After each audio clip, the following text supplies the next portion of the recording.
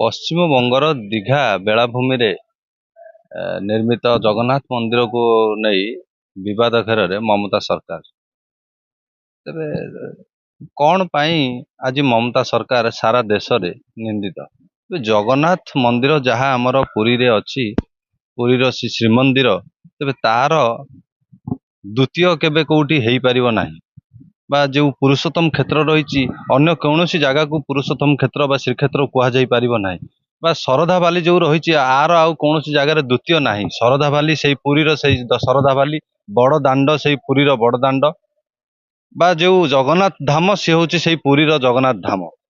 ବିବାଦ ଘେରରେ ରହିଛନ୍ତି ମମତା ସରକାର କଣ ପାଇଁ ନା, ଯେଉଁ ଦୀଘାରେ ଯେଉଁ ଜଗନ୍ନାଥ ମନ୍ଦିର ନିର୍ମାଣ କରାଯାଇଛି ସେଠି ଜଗନ୍ନାଥ ଧାମ ବୋଲି ଲେଖାଯାଇଛି ଏବଂ ଏହାକୁ ସାରା ଦେଶରେ ଏହାକୁ ନିନ୍ଦିତ କରାଯାଇଛି ଏବଂ ଏହା ପ୍ରତ୍ୟେକଟି ଓଡ଼ିଆଙ୍କର ଭାବାବେଗ ସହିତ ଏହା ଜଡ଼ିତ ରହିଛି। ତେବେ କାହିଁକି ଆଜି ମମତା ଏହି ଖେଳ ଖେଳିଲେ? ଏହାକୁ ରାଜନୈତିକ ଖେଳ ମଧ୍ୟ କୁହାଯାଇପାରେ, ଏହାକୁ ଟଙ୍କାର ଖେଳ ମଧ୍ୟ କୁହାଯାଇପାରେ। ଯେଉଁଭଳି ଭାବେ ଦଇତାପାତି ମହୋଦୟ ଯେଉଁଭଳି ଭାବେ ପ୍ରତିକ୍ରିୟା ରଖିଥିଲେ କି ମୁଁ ଦାରୁ ବା ବ୍ରହ୍ମ ଏଠୁ ନେଇ ସେଠାରେ ପ୍ରତିଷ୍ଠା କରିଥିଲି, ଏହା ସମ୍ପୂର୍ଣ୍ଣ ରୂପେ ଭିତ୍ତିହୀନ ବା ସମ୍ପୂର୍ଣ୍ଣ ମିଥ୍ୟା। ଏହା ତେବେ ଏଭଳି ମିଥ୍ୟା କଥା କାହିଁକି ସେ କହୁଛନ୍ତି? ତେବେ କଟକ ଏକ ଭାଇଚାରା ସହର, କଟକରେ ଏହାର ପ୍ରଭାବ କଣ ରହିଛି? ବିଭିନ୍ନ ମଠରେ, ବିଭିନ୍ନ ଜଗନ୍ନାଥ ମନ୍ଦିରରେ ବିଭିନ୍ନ ସାଧୁ ସନ୍ଥ ଶ୍ରଦ୍ଧାଳୁ ବା ଯେଉଁ କଟକର ଯେଉଁ ସଂସ୍କୃତି କଥା କୁହନ୍ତୁ, ସେଇ ମନ୍ଦିର ମଠ ମାନଙ୍କରେ ଯେଉଁ ଜଗନ୍ନାଥ ସଂସ୍କୃତିର ଗବେଷକ ମାନେ ରହିଛନ୍ତି, ଯେଉଁ ପ୍ରବଚକ ମାନେ ରହିଛନ୍ତି ବା ଯେଉଁ ପୂଜକ ମାନେ ରହିଛନ୍ତି, ଆମେ ତାଙ୍କର କିଛି ପ୍ରତିକ୍ରିୟା ନେବା। କଣ ରହିଛି ତାଙ୍କର ଆଭିମୁଖ୍ୟ? ଜଗନ୍ନାଥ ଧାମ ଯୋଉଟା ଲେଖିଛନ୍ତି ସେଟା ପୁରା ଧାମଟା ଭୁଲ। ଧାମ ଶବ୍ଦଟା ଉଠିଯିବା ଦରକାର, କାରଣ ଧାମର ଯୋଉ ଧାମର ଯୋଉ ଉଦ୍ଦେଶ୍ୟ ବା ଧାମରେ ଯୋଉଠି ଭଗବାନ ଆବିର୍ଭାବ ହୁଅନ୍ତି ବା ଜନ୍ମ ନିଅନ୍ତି ସେଇଟା କୁହାଯାଏ ଧାମ। ତେଣୁ ଜଗନ୍ନାଥ ସେଠି ଆବିର୍ଭାବ ସମଗ୍ର ପୃଥିବୀର କୋଣେ ଅନୁକୋଣରେ ଆବିର୍ଭାବ ହେଇଛନ୍ତି, କିନ୍ତୁ ସେଠି ତ ଆବିର୍ଭାବ ତ ଏବେ ହେଲେ, କିନ୍ତୁ କୋଟି କୋଟି ବର୍ଷ ଆଗରୁ ସତ୍ୟ ଯୁଗର ଘଟଣା। ଏଇଟା ହେଉଛି ଇନ୍ଦ୍ରଦ୍ୟୁମ୍ନଙ୍କ ସମୟର କଥା। ସେତେବେଳେ ଆବିର୍ଭୂତ ହୋଇଥିଲେ ଭଗବାନ ଜଗନ୍ନାଥ ଶ୍ରୀକ୍ଷେତ୍ର ପୁରୀ ଧାମରେ। ସେଇଟାକୁ ସେଇଥିପାଇଁ କୁହାଯାଇଛି ଯୋଉଠି ଭଗବାନ ଆବିର୍ଭାବ ବା ଜନ୍ମ ନେବେ ସେଇଟାକୁ କୁହାଯାଏ ଧାମ। ଯେମିତି ନା, ମୁଁ ସେଟାକୁ ଭାବୁନି, ହয়তো ସେମାନେ ଇମୋସନାଲି ଏଇଟାକୁ ଇଏ କରୁଛନ୍ତି। ଏଟା ଜୋର ଜବରଦସ୍ତି ଜଣକୁ ଯେମିତି ଠିକ ସେଭଳିଆ ବିଧା ମାରିକି ସେଇଭଳି କଥା। କସ୍ମିନ କାଳେ ଧାମଟା ସେଠି ହେଇପାରିବ ନାହିଁ। ଧାମର ଯେଉଁ ଗୁଣ ବା କୀର୍ତ୍ତି ରହିଛି ସେଠି କିଛି ବିରାଜିତ ହେଉନାହିଁ। ଧାମରେ ସବୁ ଭଗବାନଙ୍କ ଭଗବାନ ଯେତେ ଲୀଳା ଚାଲିଛି ଜଗନ୍ନାଥଙ୍କ ପାଖରେ, ସେ ଲୀଳା କ'ଣ ସେଠି ହେଇପାରିବ? ସମଗ୍ର ପୃଥିବୀରେ କେଉଁଠି ହେଇପାରୁନି। ତେଣୁ ଧାମ କେମିତି ହେବ? ଏଟା ହয়তো ତାଙ୍କ ସରକାର ହଉ ବା ତାଙ୍କ ଲୋକମାନଙ୍କର ଇଏ ଅଭ୍ୟାସ ଅନୁଯାୟୀ କରାହେଇଛି। ଏଟାକୁ मन्नाथ श्री जगन्नाथ मद्गुरु श्री जगद्गुरु ममात्मा सर्वभूतात्मा तस्मै श्री गुरुवेर्नमः। नीलाचल निवासाय निताय परमात्मने बलभद्र सुभद्राभ्याम जगन्नाथाय ते नमः। जय जगन्नाथ। जगन्नाथ ओडियार जन्मरू मृत्यु पर्यंत जहाँ करे ओडिया जगन्नाथ को साक्षी रखी करि थाए। जन्म बेले भी से जो जातक लेखे से सी उत्कल वीरकन्या अटकेश्वर ना जातक आरंभ होता है एवं तापर जन्मदिन होता है। जन्मदिन रे भी महाप्रभु को साक्षी रखी से सत्यनारायण पालाटीए करता है एवं तापर विवाहघर होता है। से विवाहघर रे भी जगन्नाथ को साक्षी रखी महाप्रसाद निर्बंधटीए करता है एवं परवर्ती मुहूर्त तार जो मांगलिक कार्य विवाह संपन्न होता है से भी जगन्नाथ को प्रथम निमंत्रण देता है। एबे एवं मृत्यु पर भी जगन्नाथ को महाप्रसाद वितरण करी सी मृत्युरे व्यक्तिर निर्वाण होता है। ये हूँ जगन्नाथंकर आम संस्कृति आम परंपरा। तो जगन्नाथ बिना निस्तार नहीं, भागवत बिना विस्तार नहीं। जगन्नाथ को ओडिया आजीर जगन्नाथ को खाली ओडिया मानु नांती और जगन्नाथ को ऑल ओवर वर्ल्ड रे समस्ते मानुचंती जे जगन्नाथ ही एकमात्र धर्म, एकमात्र जगन्नाथ ही ये कली कलुष विनाशन करिपारिबे। जगन्नाथ को बिना निस्तार नहीं, समस्ते जगन्नाथ। तो ममता बनर्जी एक्चुअली सी हिंदू नुहंती, ସେ ମମତା ବାନାର୍ଜୀ ହେଇପାରନ୍ତି ଜଗନ୍ନାଥ ହିନ୍ଦୁ, କିନ୍ତୁ ସେ ରାଜନୈତିକ ମନୋଭାବ ରଖି ଯେହେତୁ ରାମ ମନ୍ଦିର ମୋଦି ବା ବିଜେପି ସରକାର କଲେ, ତେଣୁକରି ତାର ଗୋଟେ ମନ ଭିତରକୁ ଆସିଛି ମୁଁ ଯଦି ଗୋଟେ ହିନ୍ଦୁର ମନ୍ଦିର ପ୍ରତିଷ୍ଠାନ କରିଦେବି ତାହେଲେ ମୁଁ ଭୋଟ କିଛି ପାଇବି। ତାର ଅସୁବିଧା ହେଉଛି ସିଏ ଯେଉଁ ପ୍ରଥମ କଥା ହେଉଛି ଜଗନ୍ନାଥ ମନ୍ଦିର ଶୈଳୀରେ ମନ୍ଦିର ନିର୍ମାଣ କରିଛନ୍ତି, ଏଇଟା ଗୋଟେ ଭୁଲ। ଦ୍ୱିତୀୟ କଥା ହେଉଛି ଯେ ଜଗନ୍ନାଥ ମନ୍ଦିରରେ କୌଣସି ପଥର ନିର୍ମିତ ମୂର୍ତ୍ତି ପୂଜା ହେବା କଥା ନୁହେଁ, ଜଗନ୍ନାଥଙ୍କ ମୂର୍ତ୍ତି।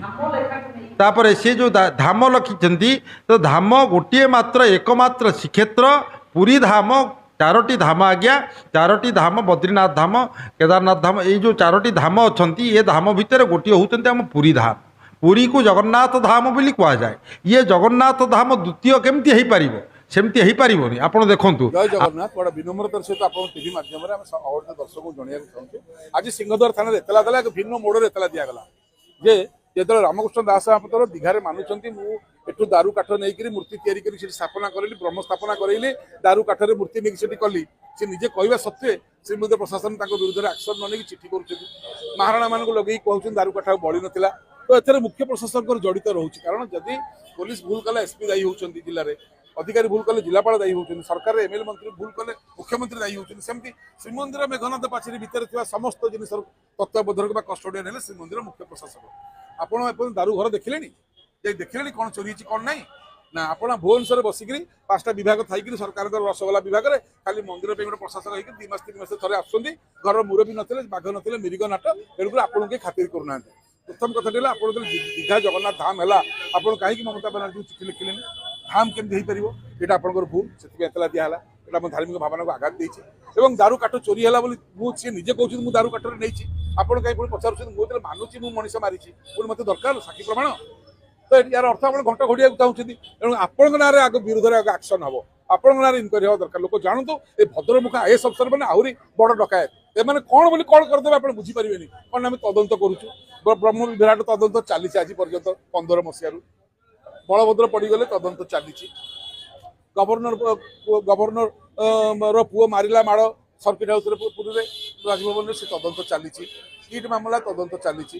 ରଘୁବୀର ଦାସ କମିଶନ ଚାଲିଛି, ମାନେ ରତ୍ନ ଭଣ୍ଡାର ଚାଲିଛି। ମୁଣ୍ଡ କଥା ତୁଣ୍ଡରେ କହିବାନି। କେତେ ଦିନ ଏମିତି ଠକିବ ଓଡ଼ିଆ ଲୋକ, ସରଳ ଲୋକ? ତେଣୁକରି ମାଡ଼ ଉପର ମୁଣ୍ଡରେ ହେବା ଦରକାର। ତେଣୁକରି ଯେଉଁମାନେ କାଲି ସରଳ କରିକି ମହାରଣା ମାନଙ୍କୁ ବସିକି କହୁଛନ୍ତି ଦାରୁ କାଠ ନଥିଲା, ତାହେଲେ ସେ ଦାରୁ କାଠରେ କଲେ କେମିତି ବୋଲି କହିଥିଲେ? ତ ଆପଣ ଶୁଣିଲେ ପ୍ରତିକ୍ରିୟା। କଟକ ସହରର ବିଭିନ୍ନ ମଠ ମନ୍ଦିରର ମହନ୍ତ ବା ଯିଏ ପୂଜକ ରହିଛନ୍ତି ବା ଯେଉଁ ଶ୍ରଦ୍ଧାଳୁ ଭକ୍ତମାନେ ରହିଛନ୍ତି, ତେବେ ଗୋଟେ ପଟେ ମମତା ବାନାର୍ଜୀଙ୍କ ସରକାର ହିନ୍ଦୁମାନଙ୍କୁ ସୁରକ୍ଷା ଦେବାରେ ସମ୍ପୂର୍ଣ୍ଣ ବିଫଳ ହୋଇଥିବା ବେଳେ ଅନ୍ୟପଟେ ଜଗନ୍ନାଥ ମନ୍ଦିର ନିର୍ମାଣ କରି ହିନ୍ଦୁମାନଙ୍କର ଭାବାବେଗକୁ କୁଠାରଘାତ କରିଛନ୍ତି ବା ଯେଉଁ ଜଗନ୍ନାଥ ଧାମ ବୋଲି ଲେଖିଛନ୍ତି, ଏହାକୁ ଲେଖି ସମସ୍ତଙ୍କ ମନରେ ଏକ ଆଘାତ ସୃଷ୍ଟି କରିଛନ୍ତି। ତେବେ ଏ ଯେଉଁଭଳି ଭାବରେ ପ୍ରତିକ୍ରିୟା ଆପଣମାନେ ଶୁଣୁଥିଲେ, ଏକ ବ୍ରହ୍ମ ଦ୍ୱିତୀୟ ନାସ୍ତି, ଜଗନ୍ନାଥ ମନ୍ଦିର ଏକ, ଶରଧାବାଲି ଏକ, ବଡ଼ଦାଣ୍ଡ ମଧ୍ୟ ଏକ ଏବଂ ଶ୍ରୀକ୍ଷେତ୍ର ମଧ୍ୟ ଏକ। ଯେତେ ଯୋଉଠି ଜଗନ୍ନାଥ ମନ୍ଦିର ନିର୍ମାଣ ଆପଣ କରିବାରେ ଆମର କୌଣସି ଆପତ୍ତି ନାହିଁ, କିନ୍ତୁ ଧାମ ବୋଲି ଯେଉଁ ନାଁ ଲେଖାଯାଉଛି ସେଇ ଧାମ ଶବ୍ଦକୁ ନେଇ ବର୍ତ୍ତମାନ ବିଭ୍ରାଟ ଦେଖାଦେଇଛି। ତେବେ ଏହାକୁ ଆପଣମାନେ ଭୋଟ ରାଜନୀତି ବୋଲି କହିପାରିବେ। ଯେଉଁ ଭୋଟ ରାଜନୀତି ମମତା ବାନାର୍ଜୀ କରୁଛନ୍ତି ବା ହିନ୍ଦୁମାନଙ୍କୁ ଆକୃଷ୍ଟ କରିବା ପାଇଁ ଏ ଯେଉଁ ପ୍ରକାରର ଦୁଶ୍ଚିନ୍ତା ତାଙ୍କ ମନରେ ଆସିଛି, ଧାମ ବୋଲି ଯେଉଁ ଲେଖୁଛନ୍ତି, ଏହାକୁ ସେ ନିଶ୍ଚିନ୍ତ ବଦଳାଇବା ଦରକାର। ବର୍ଷ ସାରା ବିଭିନ୍ନ ସମୟରେ କୁହନ୍ତୁ, ବର୍ଷ ସାରା ବଙ୍ଗୀୟ ପର୍ଯ୍ୟଟକ ମାନେ ପୁରୀକୁ ଆସୁଛନ୍ତି, ଏଥିରେ ଆମର କୌଣସି ଆପତ୍ତି ନାହିଁ। କିନ୍ତୁ ବଙ୍ଗୀୟ ପର୍ଯ୍ୟଟକ ମାନେ ଯେହେତୁ ଆସୁଛନ୍ତି ଏବଂ ପୁରୀର ଅର୍ଥନୀତି ସୁଦୃଢ଼ ହେଉଛି ବୋଲି ଯାହା କୁହାଯାଉଛି, ତେବେ ନିଜ ରାଜ୍ୟର ଦୀଘାଠାରେ ଯେଉଁ କରିଛନ୍ତି ଶ୍ରୀମନ୍ଦିର ଆକୃତିର ଯେଉଁ ଜଗନ୍ନାଥ ମନ୍ଦିର ଏଠି ନିର୍ମାଣ କରିଛନ୍ତି, ତାହାକୁ ଜଗନ୍ନାଥ ଧାମ ବୋଲି ମଧ୍ୟ ନାମ ଦେଇଛନ୍ତି ଏବଂ ସେ ଏହି ଓଡ଼ିଶାର ଅର୍ଥନୀତିକୁ ପ୍ରଭାବ ପକାଇ ପାରିବ ବୋଲି ତାଙ୍କର ମନରେ ଗୋଟେ ଭ୍ରାନ୍ତ ଧାରଣା ରହିଛି ଏବଂ ସେ ନିଜ ଅର୍ଥନୀତିକୁ ସୁଦୃଢ଼ କରିବା ପାଇଁ ଏହି ଭୋଟ ରାଜନୀତି କରିଛନ୍ତି। ତେବେ ଦେଖାଯାଉ ମମତା ବାନାର୍ଜୀଙ୍କର କେବେ ସୁବୁଦ୍ଧି ବା ଯେଉଁ କୁବୁଦ୍ଧି ଅଛି ତାହା କେବେ ସୁବୁଦ୍ଧିରେ ପରିଣତ ହେଉଛି ବା ତାଙ୍କର ଚେତନା କେବେ ତାଙ୍କ ମନରେ ଜାଗ୍ରତ ହେଉଛି ବା ସେ ନିଜର ଏଇ ବିଚଳିତ ମନରୁ କେବେ ବାହାରକୁ ଆସୁଛନ୍ତି ବା ମମତା ବାନାର୍ଜୀ ଏଇ ହିନ୍ଦୁମାନଙ୍କର ମନରେ ଯେଉଁ କୁଠାରଘାତ କରିଛନ୍ତି ତାହାକୁ ସେ କେବେ ରେକ୍ଟିଫାଏ କରୁଛନ୍ତି ତାହା ଉପରେ ସମସ୍ତଙ୍କ ନଜର ରହିବ। କଟକରୁ ଜୟଦେବ ପାଣିଙ୍କ ରିପୋର୍ଟ, ହର୍ଷିକା ମିଡ଼ିଆ।